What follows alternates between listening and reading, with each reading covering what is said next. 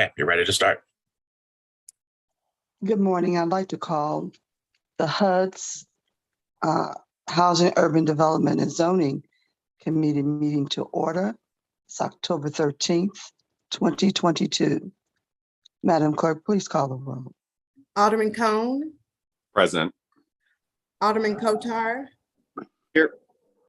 Alderwoman Boyd, Alderman Ryan, Here. Alderwoman Evans, Chair Davis. Present. I have 4 present, 2 absent. All right, thank you. Thank you. We do have, I see we have minutes. Chair will accept a motion to approve our minutes from October, is it 6th? Yes. Yeah. So moved. Alderman Cone. Second. It's been moved in second. Madam Clerk, please call the roll. Alderman Cone, Aye. Alderman Kotar, Aye. Alderwoman Boyd, Alderman Ryan, Aye. Alderwoman Evans, Chair Davis. Aye. We have 4 aye votes. Thank you for approving the minutes. We have one item on our agenda for today, but it will be a lengthy one. So we have Board Bill 101 before us, and we have the Director of the Community Development Agency is going to review that board bill with us. And what I'd like to do is to ask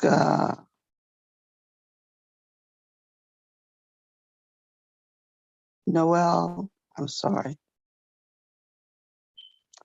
Mr. Pfeffer, could you please go ahead and start with Board Bill 101? Thank you.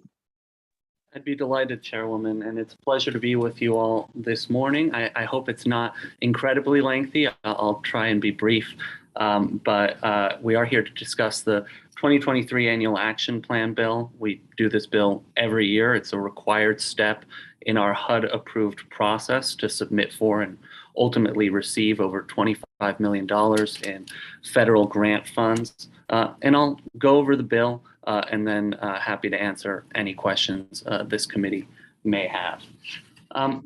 But to start with, I'll start with the whereas clauses. And there's a couple of important paragraphs I want to flag on page 2 that just share a little bit about how we got to this point. And where our current process comes from. And we do this bill, and these paragraphs are in every bill that we've done since 2014. Because as the whereas clauses provide, in 2012, the St. Louis HUD field office initiated a technical assistance request for the city to enhance the city's ability to address capacity gaps identified during an on-site assessment spurred by HUD's technical assistance office. And subsequent HUD technical assistance team reviews and site visits resulted in a requirement from HUD that the city's process for evaluating proposals to be funded with CDBG and home funds and awarding these funds to subrecipients and others be redesigned. And specifically, they had to be redesigned to be fully compliant with 2 CFR 200, which requires open and competitive procurement for all federal funds in order to meet the audit requirements. And so we did redesign them. And our former CDA director, now at the Housing Authority, Alana Green, led much of that effort. And in partnership with HUD, designed a process designed to be purely merit-based and to keep politics and other political considerations out of it. And specifically the way it works, and I'll share a little bit more about how we did the process this year in a moment, but specifically the way it works is that we conduct an RFP and we solicit applications and then we staff reviews. We have a great team here at CDA of community development specialists and monitors and accountants and housing analysts. We review these and then the staff rates them. I don't rate them, the staff rates them. Puts together, then we average those ratings. And then on the basis of those ratings, we make our award decisions. And I'll talk a little bit more about that when I talk through the exhibit. But another piece of this process was a citizen participation plan that was put together, and which requires a series of public hearings. This is one of them, as well as that we announce our funding priorities well in advance and give the public an opportunity to comment. And so we go through this process every year. And this year we started in July. We held a public hearing. We conducted training for folks interested in applying, a workshop. Then we issued the RFP. We held additional capacity building trainings for financial management, for best practices to assess eligibility, all in July. Then the CDBG RFP closed on August 26, 2022. And then we went through the process I just described of staff rating these proposals and then ultimately putting together our annual action plan. I'm going to talk a little bit more in detail about specifically what we saw in the applications and some unique characteristics of this round in a moment. But that's a little bit of the history of where this process comes from and the process that we went through to arrive at this bill. Now just going to very briefly walk through the sections. And essentially, the first one is just authorizing the mayor to submit this annual action plan. It has to be submitted by November 15th. So this is a time-sensitive bill. We need to move it out in the regular order in order to have the bill go into effect in time for the mayor to file and submit this annual action plan 45 days before the start of our program year, which is January 1st, and 45 days before is November 15th, to be in compliance with 24 CFR 91.15. So that's section 1. Section 2 appropriates CDBG funds. Section 3 appropriates home funds. Section 4 appropriates ESG funds, and Section 5 appropriates HOPWA funds. A little bit on the eligible uses of each one. CDBG and home funds both need to be used to meet HUD national objectives in terms of supporting low to moderate income individuals is one, eliminating slum and blight is another, and meeting urgent needs is a third one. And in this case, there's then a bunch of subcategories under that. So for example, we can spend up to 19% of our allocation on public services, which is essentially the more programmatic type of programs for elderly, childcare, food assistance, what have you, job training, et cetera, homeless services. We'll talk through it in the exhibit. But these are the eligible uses of these CDBG and home funds. The home funds, however, are solely used for housing production. And that's the way we've done it for the past many, many years, because we found that given the smaller allocation, that's the most effective way to administer these for maximum impact. Moving on to the ESG funds, these are emergency solutions grant funds. And the purpose of these funds, there's 5 eligible programs. One is street outreach. It's fundamentally to serve the needs of our unhoused community. But the eligible uses include street outreach, emergency shelter, homelessness prevention, rapid rehousing, and HAMIS. A couple things I'll flag is that historically these funds have been used to fund our Biddle shelter. However, we also allocate some of these funds to Gateway 180 and Peter and Paul. And these funds are really administered not by CDA, but by the Department of Human Services. But another important flag I'll offer is that only up to 60% of these funds may be used for street outreach and emergency shelter. And that's an important constraint handed down to us by the federal government. And then finally, we have HOPWA. HOPWA is Housing Opportunities for People Living with AIDS.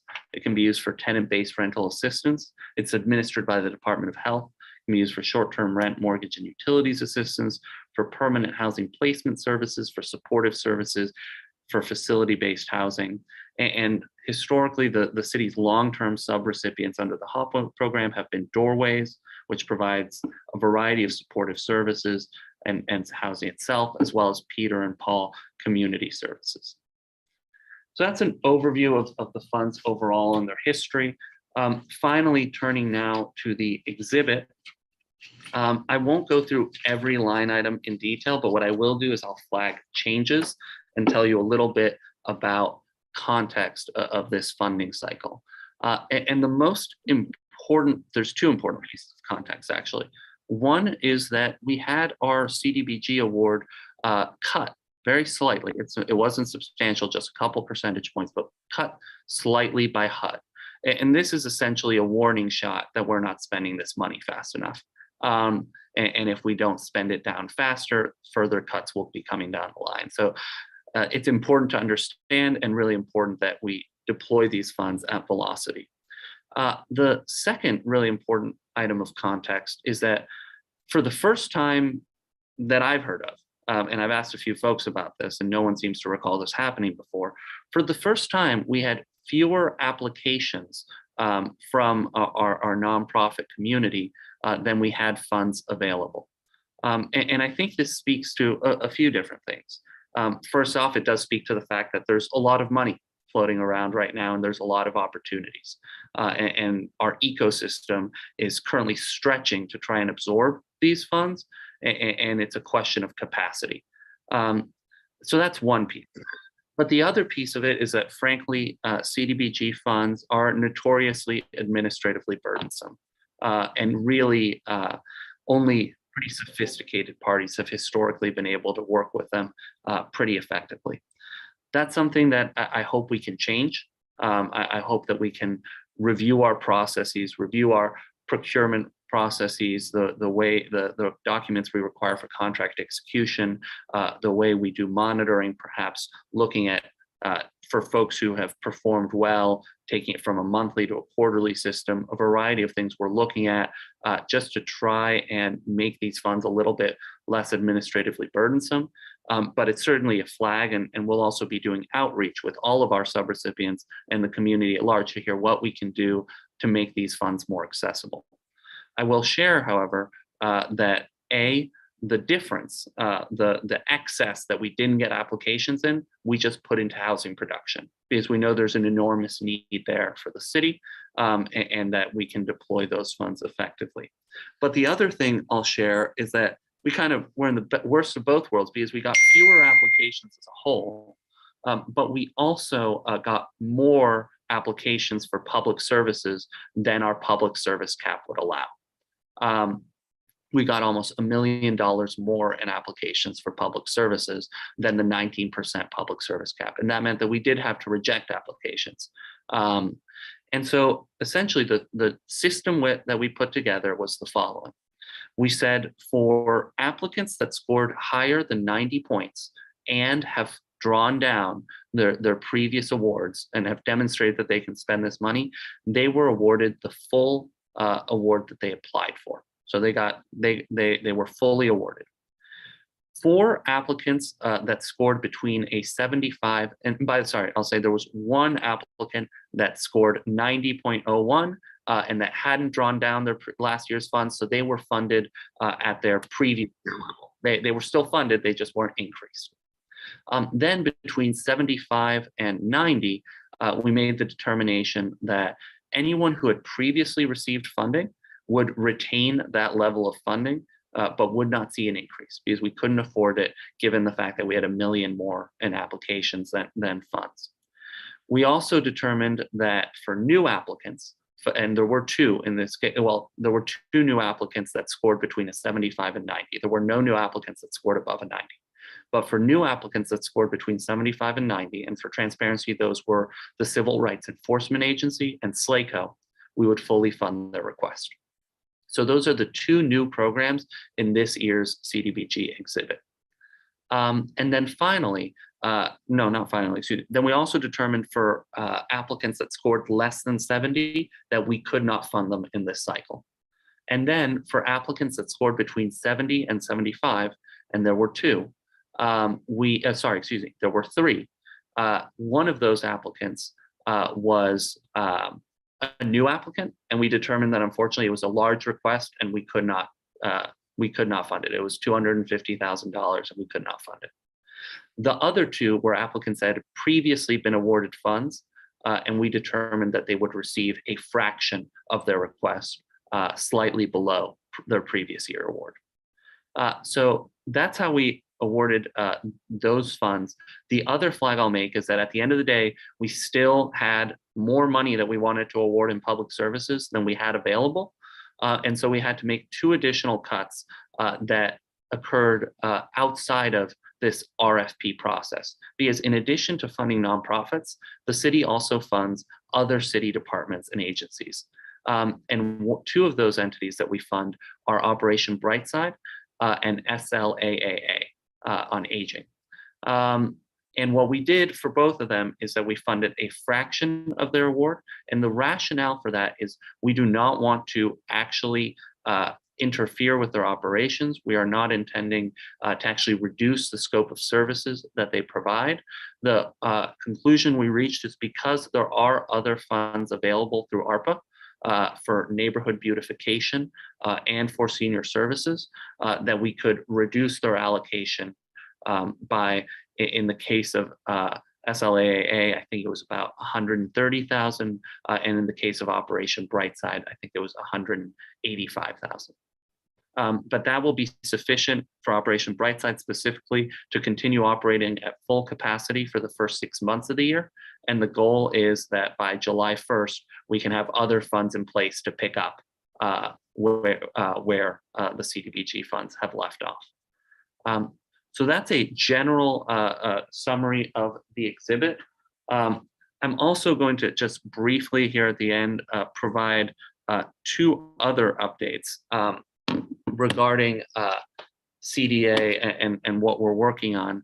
One is that we are striving to expand the home repair program because we do have that 15 million in ARPA funds awarded to us, and we are working to really scale it. And our goal is to eventually double the number of home repairs that we have.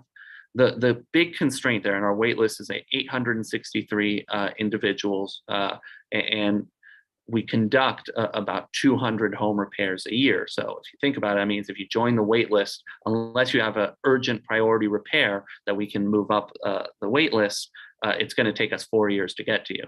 And that's obviously not acceptable. The program's been a victim of its own success because there's not many other places that a homeowner can get $20,000 cash to improve their home. Essentially, the big constraint that we face as we try and scale it is contractors. So just want this committee to know that as we move forward, welcome any contractors that you can send our way. Alderwoman Davis generously connected me with the AABCA, Black Contractors Association, and we had a great conversation recently, hopeful that some of those contractors can come on board, and welcome any other committee member to do the same, because we really need, and any member of the public listening as well, we really need as many contractors as possible to join this project, especially as we see so much construction throughout the city, and we see labor rates and rising and supply chain shortages. Some of these smaller projects really slip through the cracks. And so we need as many contractors as possible. The other thing I'll mention is that CDA is also hiring. So if y'all know anyone, please connect them to me. Again, that goes for members of the public as well as members of this committee. We currently have 28 people on our payroll, but a approved budget of 44, and we need to build that capacity in order to effectively deploy both the CDBG and home funds, as well as the ARPA funds that we've been tasked with administering. So with that, happy to answer any questions the committee may have. We can't hear you, Alderwoman Davis, you're mute. Mr. Pfeffer, I think you had an amendment. Did you want to do that now? That's exactly right. We do have one amendment, and that is to amend Exhibit A of Board Bill number 101 to essentially add to 4 lines where it currently says St. Louis Development Corporation. we want to say the Land Clearance for Redevelopment Authority and the St. Louis Development Corporation, or the Land Reutilization Authority and the St. Louis Development Corporation. And the rationale for that is historically the board bill has said SLDC, even though CDA works with the public boards. But we want to really clarify, as our administration, frankly, is understanding SLDC's unique role better.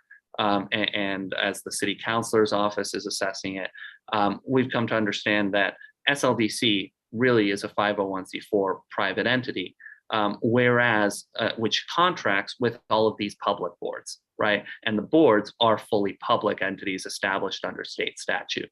And so because we award these funds, not through the competitive funding process for nonprofits, but the essentially public entity funding process, we concluded that to protect both the city and SLDC and to just clean this up, it makes sense to add this language.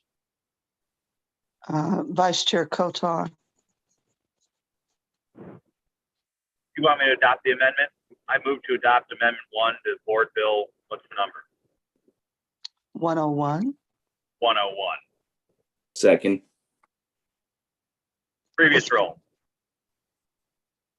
I think we had somebody come on late, didn't we?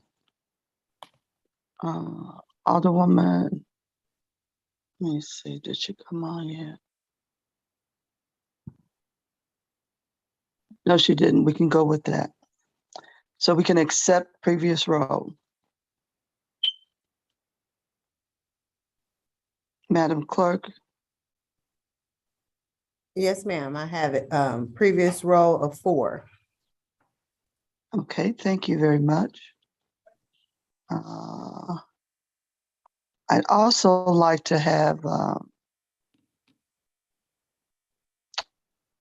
Vice Chair Kotor, I'd like to have you, because I'd like to interact with this board bill along with Mr. Pfeffer.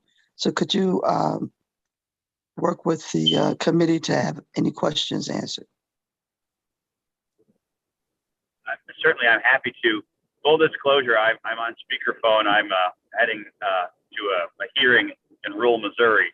So would it be possible maybe for Alderman Narayan or Alderman Cohen to chair? Absolutely, Alderman Cohen.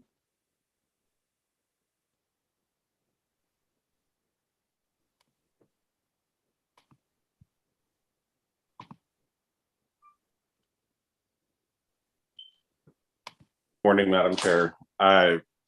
My apologies. I'm trying to pull up the agenda on my computer here. Okay. So I can be both on my phone and my computer at the same time. Sure. And the exhibit is primarily what we'll be looking at. We didn't ask the question, but no one else suggested, but everyone has that available to them to review as we move forward. Yep, I see the exhibit in the shared drive here. Okay. Okay, so taking questions on Board Bill 101 as amended. Yes, please. Alderman or Alderwoman Boyd.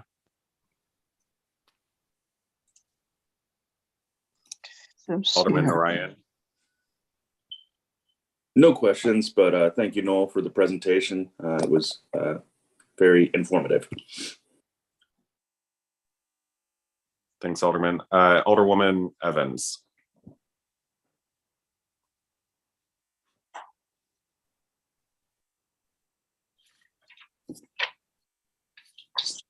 I am looking through the list here. There's some non-committee members that are on the call.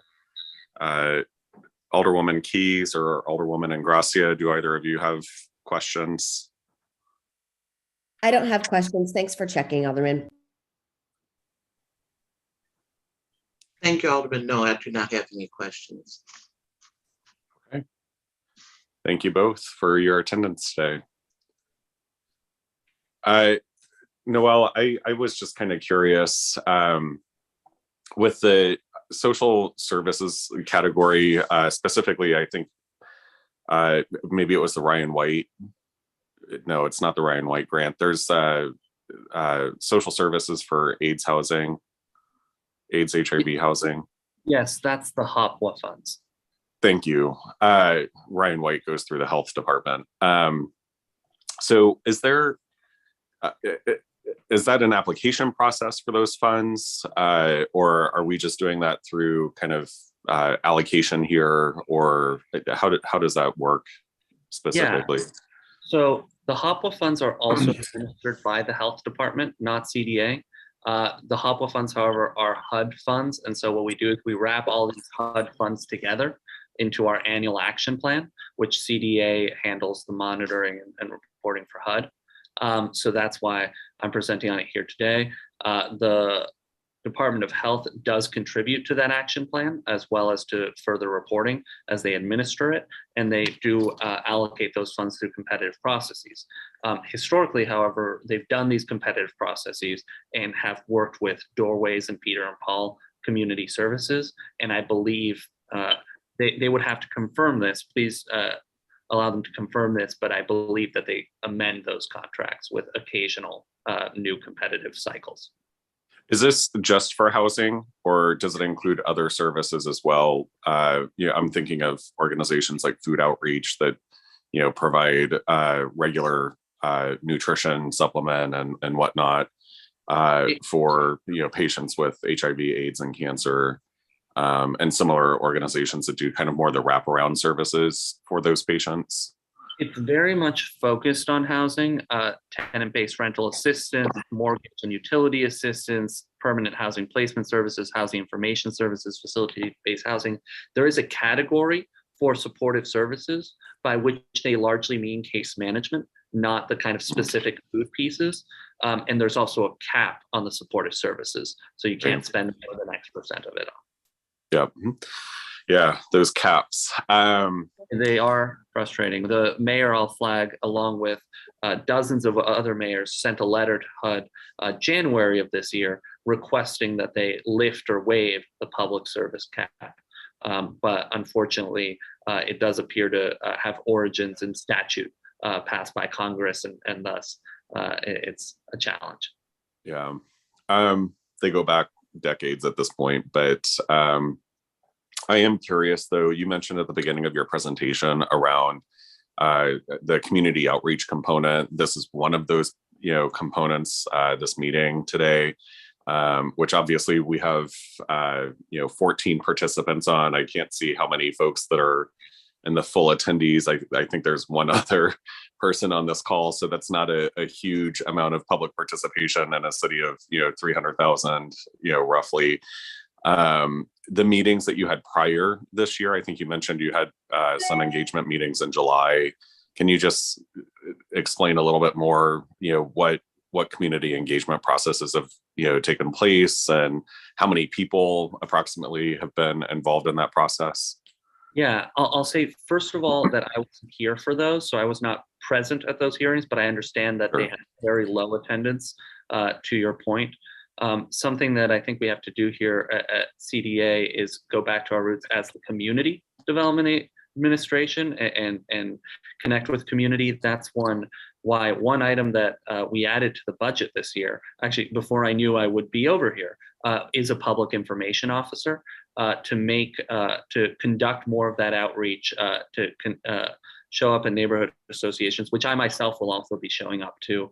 And also critically, I think making this process more accessible and just demystifying it a little bit. And even it's basic, but graphic design for our RFPs, right? How are they designed such that people can easily digest what the process is and how it works? Frankly, I think the MFH's, Missouri Foundation for Health, their RFPs are really a great model in terms of more accessible, well-designed language and being intentional about that, because that's a key part of equity as well. So I think you're exactly right, Alderman Cohn, that historically the community engagement that we've done has been underwhelming. And and we often check that box because we have to hold the hearing and we check that box. But moving forward, would certainly like to be more intentional about it, have this PIO joining that will hopefully lend some capacity to these efforts, and would love to partner with all of you as aldermen in connecting to your communities. If there's events that you think I should be at, or CDA representatives should be at, I'd be happy to be there. We will be at, along with many other city departments, our pop-up city hall and cleanup build-up in Hyde Park on the 15th this weekend. So looking forward to connecting with some folks in that setting, but welcome any and all ideas in terms of how we can do better and reach more people.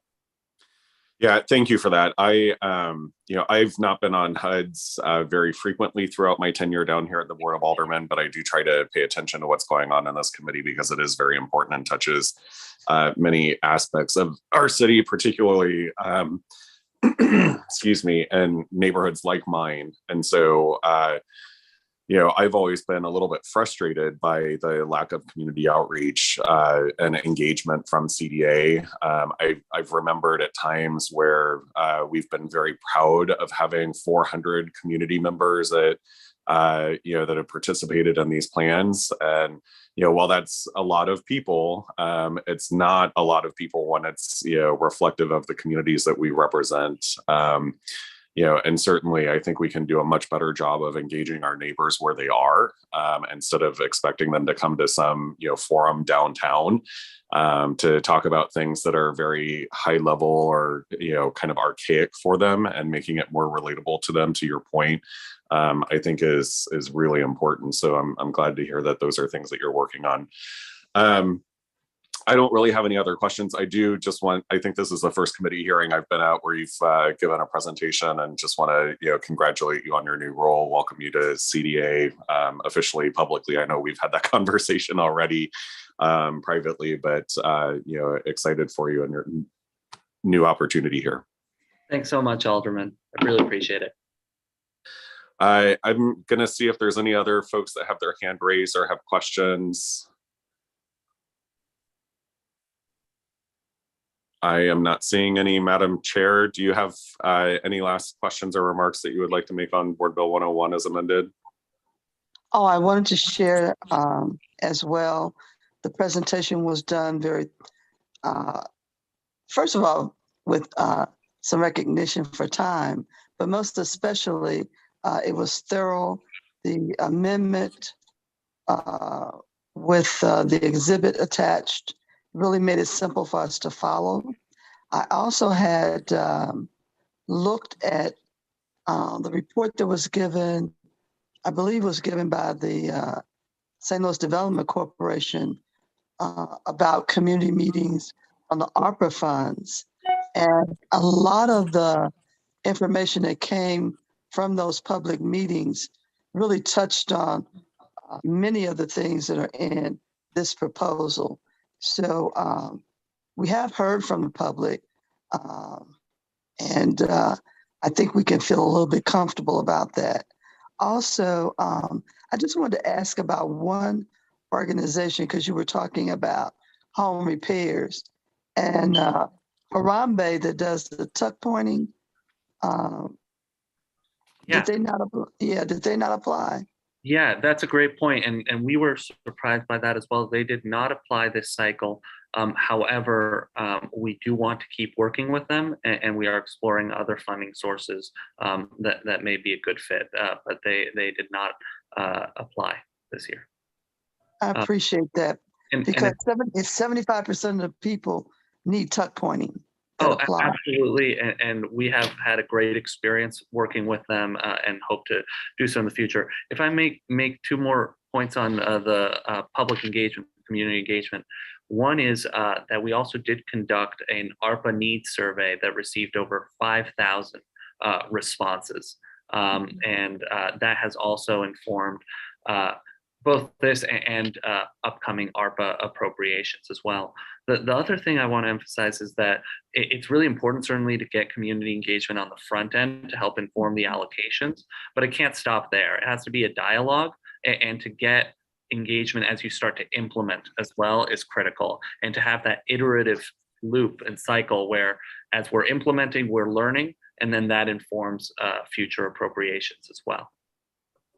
I totally agree. In the past, early on with CDA, we had semi-annual meetings with all of the neighborhood associations, and they were very good in getting people out.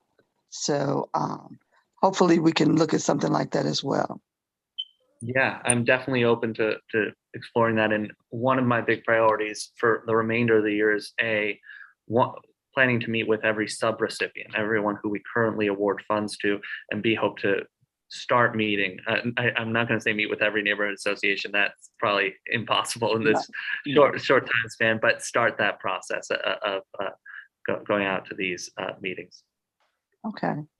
Well, for me, that's the only questions that I had or concerns. And what I'd like to do is to bring this process to asking for favorable consideration from the committee and adopting Board Bill 101 as amended. I make a motion that we adopt Board Bill 101 as amended. Second. Previous roll. Okay. Alderman Cone? There was a request for previous roll. Okay, I didn't hear that. Thank you. Yeah, it came from Alderman Coder, but it was very faint. Okay. So Alderman Coder, you might want to speak up a little bit more. Okay, thank you.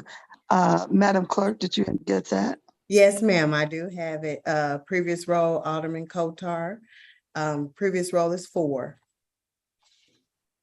Okay, thank you. Alderman Cone, I thank you very much for handling that for me. As and Director Stuffer, I thank you very much for your presentation today. And I know that we will be working more in the near future. So that concludes the Board Bill 101 as amended. And on our agenda, we don't have any other items for consideration today. We have 2 alderpersons that need to be excused. Madam Clerk, do you have those names? Yes, that would be Alderwoman Boyd and Alderwoman Evans. Okay, thank you. And I'd just like to give a reminder, we have a HUD's committee meeting scheduled for every Thursday that we are doing business through the end of the year. And it's very important that anyone who's interested in getting a board bill on this agenda, that they work with the clerk's office, follow their instructions.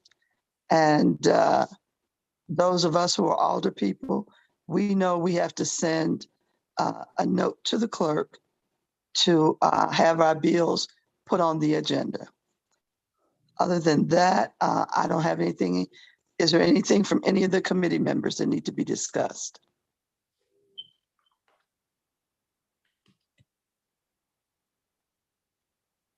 Hearing none, I move to adjourn.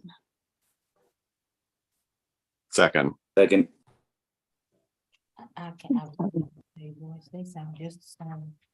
Okay, thank you.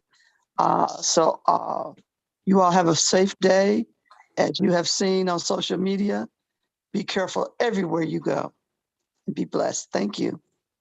Thanks, everyone. Bye-bye.